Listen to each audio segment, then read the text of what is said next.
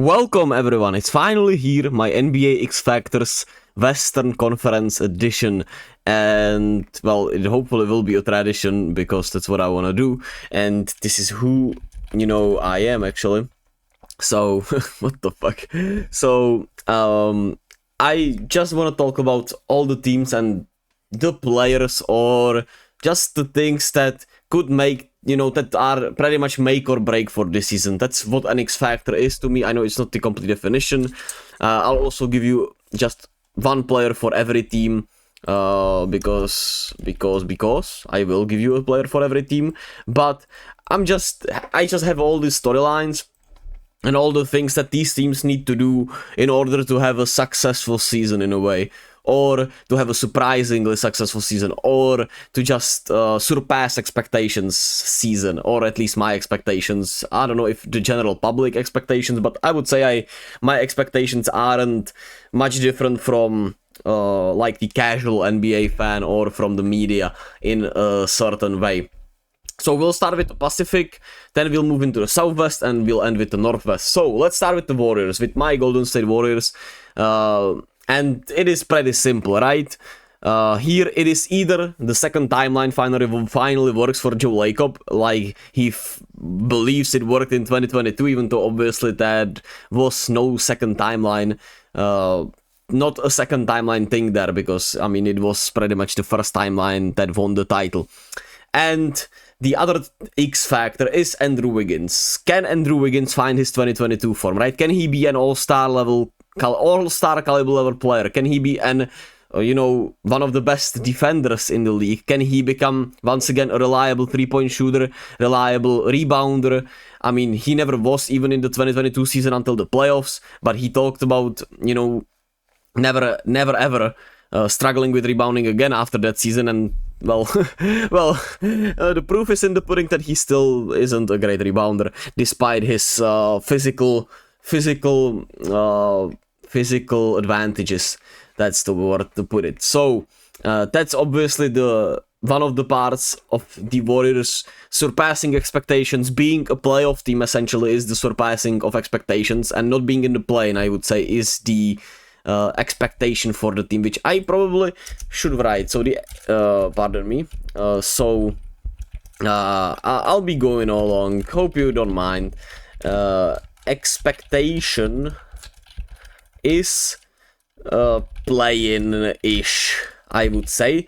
And for us to surpass the expectations of a play-in-ish team, we need either Andrew Wiggins to find his 2022 form, or the second timeline to work. And obviously the biggest thing on the second timeline is Jonathan Kuminga. Can he become the number 2 option on this team? Can he become a better, more reliable ball handler? In a way, can he improve upon everything he did last year, just like he improved every year essentially? And can this be an all-star jump where his all-star inclusion is truly valuable and impactful for this team, not just empty stats, right? Can it truly impact the winning?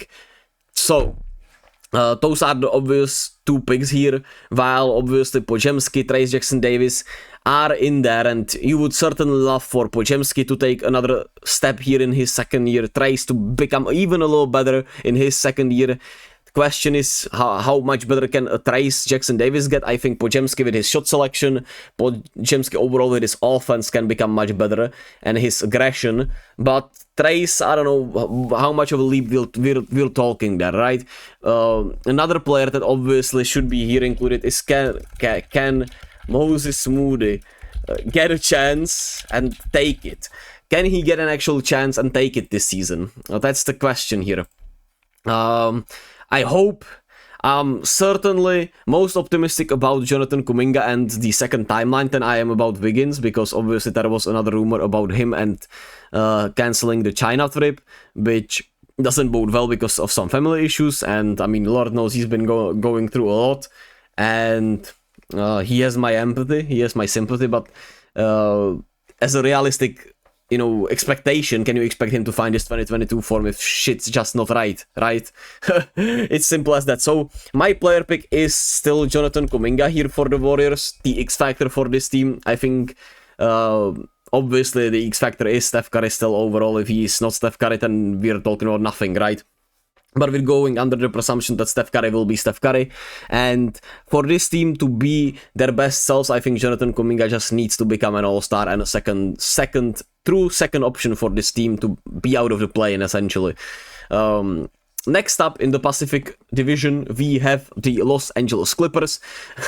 Obviously, I'm poking fun at their new logo. They have a new stadium, so the biggest X factor here is, can their new logo be accepted and not made fun of? Which we both know not made fun of is not in the realm of possibility, but it is what it is. The X factor is truly health here, I would say, because it's all about, can Kawhi Leonard stay healthy, can James Harden, or can James Harden actually find his MVP form? But I still think for the success of this team to actually, be above the expectations, which I don't know what the Clippers' expectations are. I don't think anyone is expecting them to compete for the title, but I mean, play in playoff team, right, is for sure at least an expectation for them to actually, be a team taken seriously in the playoffs. I think they would certainly need Kawhi Leonard to become Kawhi Leonard of old, which I don't know if it's still there, and be, have a truly healthy season this time around. Or obviously James Harden finding his MVP form. Like I talked about previously, I think the Clippers did a tremendous job in terms of their certainly in terms of their roster and what they brought in, right? The depth is in there. I like Chris Dunn's addition. I like Derrick Jones Jr. coming in. As much as I hate it, I also think in terms of obviously a guy coming in, Kevin Porter Jr. should make them better, as sick as it makes me. But that's just how it goes. Nicola Batum coming back in, obviously another good role player. Mo Bamba is here, and obviously their picks from this year and last year showed some good signs in the summer league, and we know what we know about Ty Lue, that he always finds a way to make these role players better, so, and valuable. So that's how I feel. Obviously, might be copping out here, but I mean, it's Kawhi Leonard here. It just simply is that if Kawhi Leonard can be a top 5, top 10 player in the league and healthy throughout the season, then, I mean, the Clippers certainly have a chance to do something, I would say. But obviously, that has not happened for quite some time. Next up, we have the second team in LA, obviously the little brother to the Clippers, the Los Angeles Lakers. And for me, this is such a hard team because it feels like they're stuck, right? They're in a way stuck because their front office might actually be my player pick, because for this team to truly be successful, they obviously need Anthony Davis to be an MVP, DPOY type player for the whole year and be healthy, which he did for the last couple of years. They obviously need LeBron to stay healthy, and I wrote role player health because, for example, Jared Vanderbilt wasn't healthy all year, Gabe Vincent wasn't healthy all year last season. So those are the players that certainly would be, lovely to be healthy. But, I mean, it might really be more about the front office being able to actually make some good moves throughout the year. But, I mean, they have not made a move throughout the offseason, so it feels like, I mean, it's not going to happen in the season. And with how they've operated for the last... since the... I don't know even if, I can say since the last title, right? Since the last Kobe title... I don't think it's fair for us to expect this team to operate much better now. So the LA Lakers are a weird one. I also think D'Angelo Russell could be the X factor overall. He I would say for a lot of us basketball fans, he's a made man in a way, and a made product, which has its positive, has its negative. But I would certainly think it's more on a negative side for D'Angelo Russell and his consistency, his playoff performances, and his defense, right? If D'Angelo Russell can be at least even more consistent offensively and show up in the playoffs, that certainly would make a lot of improvement for LA. So my pick for the Lakers is D'Angelo Russell, but my, honest pick probably is the front office, and if they will actually finally be able to surround LeBron and AD with better role players. But I don't expect that, actually. Well, next up we have the Phoenix Suns. My headline is Bradley Beal, can you be a legit star? Obviously, that is one of the bigger deals here. Can he be healthy? Once again, health here. And can he play like a $50 million player, which, I mean, he probably never has really, unlike the one season where he was fighting for the scoring title. But that's just what it is. And my actual bigger X factor is Tyus Jones and Monte Morris, aka the point guard play. Can those two actually provide really great point guard play for Kevin Durant, for Devin Booker, for Bradley Beal, and distribute them the ball, take care of the ball, settle down in tougher moments, distribute the ball in the fourth quarter where they've certainly had some just bad struggles of, where to go with the basketball, with plays in the fourth quarters, and that would certainly be helped by a good point guard play, and I think they signed 2 good point guards. Certainly Tyus Jones is a good point guard, especially on a minimum. So that's an obvious X factor here for me, more than Bradley Beal actually, probably, even though I made Bradley Beal like my headline here. Nonetheless, Yusuf Nurkic also is an X factor here. Can he be passable on defense? Can the 3-ball truly be what he's been showing us in those off-season workout videos? He shot the 3-ball last year. I don't know. Let me check the percentages, because I actually don't remember his percentages off the top of my head, which I should have obviously had prepared, but I did not. He shot 24.4% from the 3-point line on, 1.2 attempts per game. You certainly would love that number to be better. Especially when you realize in Portland he shot 36% from the 3-point line on 2.3 attempts the year prior, which is kind of crazy. So my pick here is actually Tyus Jones and Monte Morris, but it's more about Tyus Jones because I think, he defensively, obviously, and size-wise doesn't have much, but as a point guard for this team, it should work there. But obviously, it's not gonna be as easy as I'm making it out to be, but I like the Suns this year. I really do. I really think they've done a good job in the offseason overall. As for the last team in the Pacific division, we have the Sacramento Kings, which is pretty much, can Keegan Murray space the floor, right? With the De'Aaron Fox, who shot the 3-ball well, DeMar DeRozan and Domantas Sabonis, the offensive stars, can Keegan Murray space the floor for them with his 3-pointers, and can he defend in a high level? I would say offensively, he had a disappointing down year last season. Keegan Murray, that is. I thought he was gonna take a bigger leap, but he did not. Still had a solid year, shot 36% from the 3-point line, but it's all about Keegan Murray for the Kings to me. Like, as long as he's great, I think the Kings' ceiling is better. But I mean, I should have wrote even more expectations here. Expectations for the Lakers. What are the expectations for the Lakers, actually? I guess playoff team, right? I mean, that's the expectation at the end of the day for them, but I mean, they are playing for a title. Expectations for the Sun, I would say more of us have an expectation of a playoff playing team, but I mean, they should certainly feel like a championship or bust team with the moves they've been making.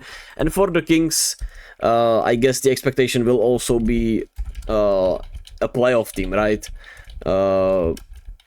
Playoff playing team, and for them to go further and beyond that, it certainly would help if Keegan Murray would be, I don't know, taking a year 3 leap. That certainly would make him, I don't know if an all-star with all the guys they have, but a true 3-and-D star in a way, I would say. That's how I would put it. Nonetheless, I'm already talking for 14 fucking minutes, holy shit. Nonetheless, let's shift our focus to the next conference, to the next division, which is the Southwest. Let's start with the reigning Western Conference champions, Dallas Mavericks, who lost in the finals. And I mean, for me, it's really simple, all about Luka. Expectations, I mean, championship contender is the expectations in Dallas, I would say. With the additions of Klay Thompson, with the addition of Najee Marshall, with obviously Derek Lively coming into the second year, Luka gaining that experience, Kyrie healthy, Klay being added in. I mean, Klay is certainly an X factor here, but still, I don't care that it's kind of a cop-out, it's Luka Doncic. It just is Luka Doncic here, and it is because he just makes the team go, right? So it's all about his defense and attitude. That's all there is to it to me. Like, I know obviously the other X factors are, for example, Clay playing, you know, at a really good level, being actual 3&D guy for this team, Najee Marshall replacing Derek Jones's production, and Derek Lively continuing to improve upon his rookie season and rookie stardom, quote unquote. But Luka is just the X factor for Dallas in terms of he makes the whole team go, and I think his defense and attitude just need to be right if they want to win the title. That's gonna be the X factor for them, for their expectations. While the Houston Rockets, I think the expectation in Houston should be a playoff play-in-ish team once again. Obviously, they were close to the play-in last season. They had a really good stretch in the second half of the season, but it's actually to establish a star, right? For Houston, they have a lot of young players, they have a lot of good young players, we don't know what they'll do with all of them, but they have a lot of them. Let's give us a quick rundown, actually, of all of the young players. So you have Amen Thompson, 4th pick from the last year, Jalen Green, 2nd pick from the 2021 draft, Cam Whitmore, 20th pick from the last season of the draft, Jabari Smith, the 3rd pick from the 2022 draft. Reed Shepard is the 3rd pick from this year's draft. And, I mean, you certainly need one of them to establish as a star, and one of those guys is not even from their draft pick, right? The draft rights to him was acquired in a trade, and it's Alperen Şengün, who is still 22 years young. So, can Jalen Green or Alperen Şengün establish themselves as stars? Can they coexist? Can, you know, at least one of them become a star, or both of them? It would be great for them, right? But, I mean, those are both my X factors. They need one of those guys to actually establish themselves as an all-star player, superstar, star-type player in the league for this Rockets team to go to the playoffs, I would say. Because we've seen both of them play great ball, but not that much together. And can they make it work is essentially the question. And how will the Rockets do with that? Because they have not given out contracts to them, and they will certainly need to after this season. So it becomes a huge question. How will this work? So those are my thoughts about the Rockets right now. Next up, we go to the Memphis Grizzlies. I think the expectations for the Grizzlies are about playoff play-in-ish once again. I think a lot of us are expecting the Grizzlies to be really good, because, I mean, with Ja, they've always been really good. But obviously, health really seems to be the biggest X factor anyway, once again here. Ja's health, Jaren Jackson Jr.'s health, Desmond Bane's health, they've not been healthy really as much as you would like to think. And that's all there is to it, right? I mean, the role players are there. Ja, if he is a superstar like he has shown us to be, is great. Zach Edey obviously could certainly be an X factor, because they no longer have Steven Adams, which, I mean, obviously as a center and a veteran presence is really tough for them, and they're gonna miss him. But they have certainly, I would say, all the right pieces in Ja, Jaren, and Desmond Bane as of a fit. Marcus Smart is there for the defense also to help with Ja's defense, which is not that great. They have some good young players in Jake LaRavia. Maybe Scottie Pippen can, you know, turn out well. Obviously, Zach Edey will be a good question. They have some three-point shooters in Yuta Watanabe and Luke Kennard off the bench. And as a role player, Santi Aldama can become maybe a bigger piece this season. Maybe Gigi Jackson can, you know, show something more. And Brandon Clark, hopefully healthy, should be a great big off the bench, which he has been when he has played. So they have a lot of good pieces. But, I mean, it's the health. It's the health for them. And my sneaky X factor is Jaren Jackson Jr. actually. And can he actually finally use his fucking frame and become a good rebounder? Because for his size, he is an embarrassing rebounder. He is averaging 5.5 rebounds per game. That's the same as Keegan Murray, for example. Maybe it's because he's hunting blocks, but it feels like he's not a good rebounder. And he needs to be a better rebounder if they want to be a better playoff team or a championship contender, if you were to go that far, in my opinion. While the Pelicans, I don't know what the hell the expectations there is. I guess it's once again one of those playoff play-in-ish teams because, I mean, that is not a bad team other than Utah, I would say, in this I mean, Portland. Forget about Portland, my bad, y'all. But obviously Portland and Utah are the worst teams here. So, most of these teams have playoff play-in-ish expectations. And for the Pelicans to, expand upon those, they would certainly love for Brandon Ingram to be something more special than he has been. He's not obviously a bad player, he's a really good player, but they would need him to become actual great player in this league. Which I don't know if they can count on with the way, I mean, we've seen throughout the last couple of years how his career has gone. But their actual biggest X factor is the center position, right?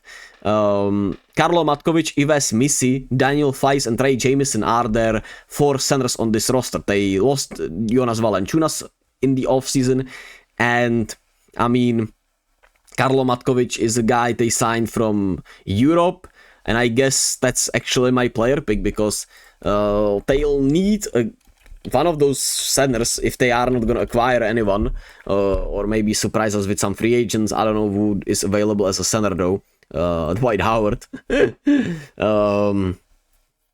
need a guy like Karlo Matkovic to show them something and be a really good, serviceable big man for this Pelicans team to work. But we'll see. I think this could be the make or break here for Brandon Ingram. There were a lot of speculations here. He wants a huge extension that nobody wants to give him. Zion has looked, in the best shape of his life actually, and probably will be in the best shape of his life coming into the season. So I have a huge expectation of Zion. And I mean, I guess that's the end of the day. That's what they want the most, right? If Zion is healthy and is great, hey, I think they'll be fine. As for the Spurs, play-in contention is probably the right way to put them as an expectation. For me, the thing is, one of those young guys next to Wemby has to be, actually set in stone. Keldon Johnson is a good player, but I feel like, I don't know, there's just, obviously health has been an issue, but as an all-around player, he's been a little weird, a little inconsistent. Jeremy Sochan, that's pretty much the same. Blake Wesley, Malachi Branham, Devin Vassell, right? Devin Vassell, Keldon Johnson, and Jeremy Sochan have been good players for the Spurs. Blake Wesley and Malachi Branham have been okay, I would say, for the draft positions they were, drafted in. But those are the draft picks from the Spurs that should be making noticeable contributions to the team this season. And they need one of those guys to actually do that. And I guess my pick is Devin Vassell because I feel like he has shown the most potential as an all-around player and as a shot creator next to Wemby. But we'll have to wait and see.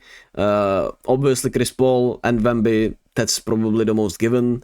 And I guess the front office could make some moves still. But, I mean, we'll have to wait and see. But for them to make the play, I think they need one of these guys. Or for the best thing for them would be if... the best thing for them would be if all of them just popped off this season, right? Or at least truly showed their fit next to Wemby. That's all there is to it. While for the Denver Nuggets, it's our first team in the Northwest Division, where Denver, obviously, Jamal mighty bounce back, as I said. They need Jamal Murray to, bounce back after what was a really bad end to the season with the Timberwolves series.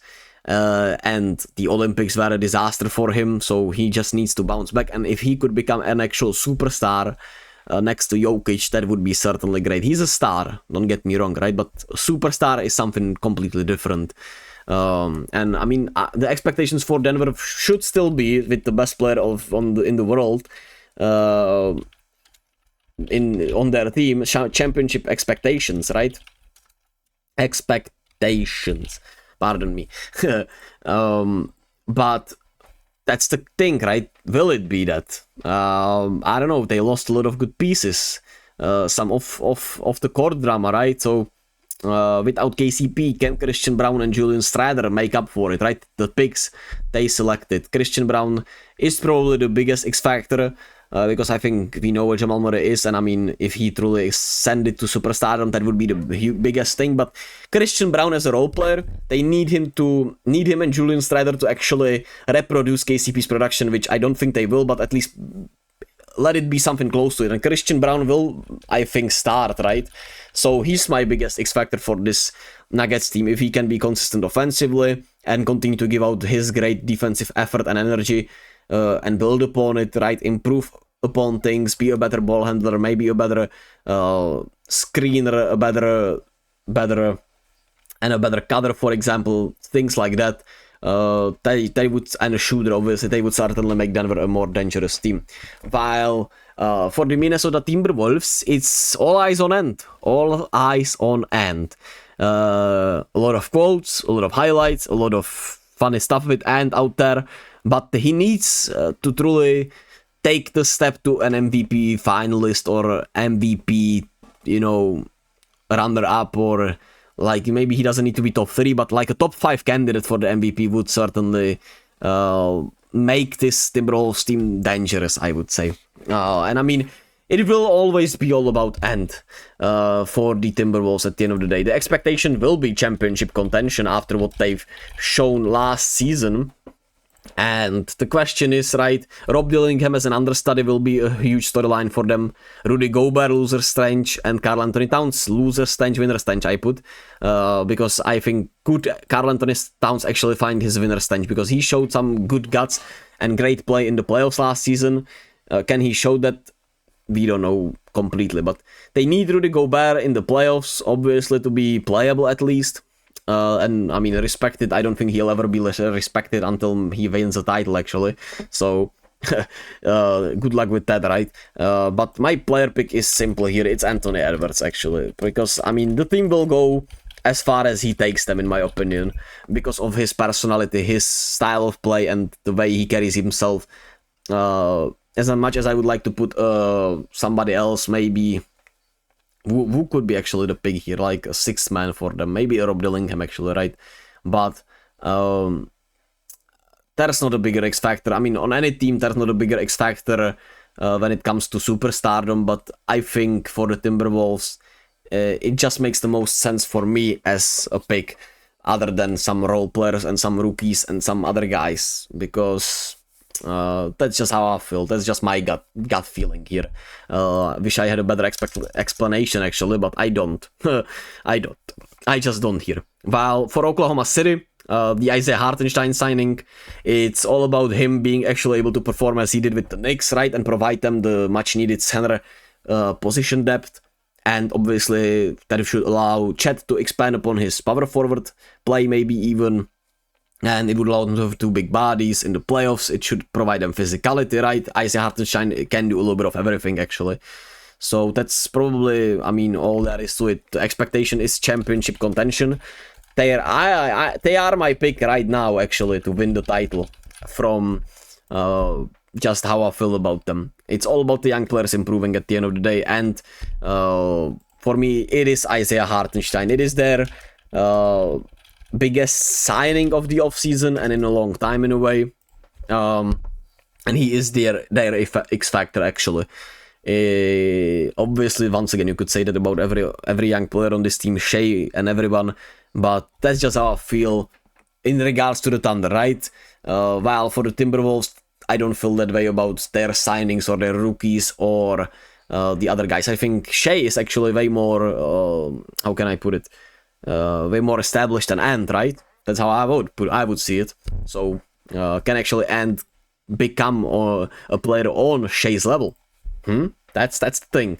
Nonetheless, we have the last 2 teams and the worst for last, Portland. Do you choose, is my question here. They have to make a decision on Scoot, Ant, and Shaden. There have been rumors about Ant and Jeremy Grant being traded. We don't know what's true, we don't know what's real, what's not. The expectations are Cooper Flag, I guess. I don't know what the fuck the expectations are there. Just for the rookies to show out. And I mean, that's why Scoot Henderson will be our X factor for them, because he needs to show health, he needs to show better play, and they need to see how these 3 guys will work together before they move forward. I love the Donovan Klingon pick, I love that, but they need something. They need some resolution and some vision with these 3 guys on the floor, actually, and not just in my head or in their head. They need to see more on the floor with these guys. And lastly, we have Utah. Cooper Flagtown, obviously, the great white hope of Cooper Flag for Utah would be hilarious. But my actual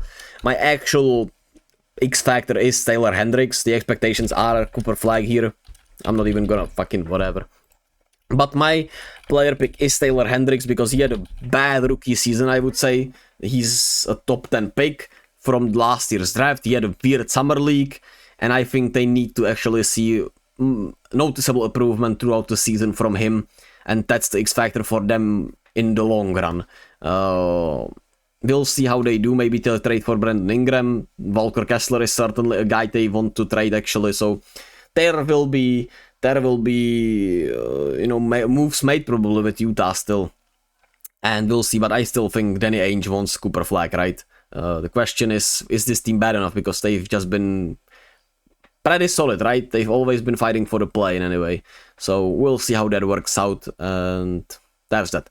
And that should be it, right? 33 minutes, that's fucking crazy. Drink your water, kids. Drink your water, adults. And as always, be kind to yourself and others. Be gentle with yourself. What do you agree with? What do you don't agree with me? And I'll do the Eastern Conference tomorrow or Friday or by the end of the week. I don't know. But I'll try to do it by the end of the week. I'll obviously be updating that throughout my NBA news videos. And as always, be kind to yourself and to others. Like I said, be gentle with yourselves. And I'll catch you all wherever, whenever. Love.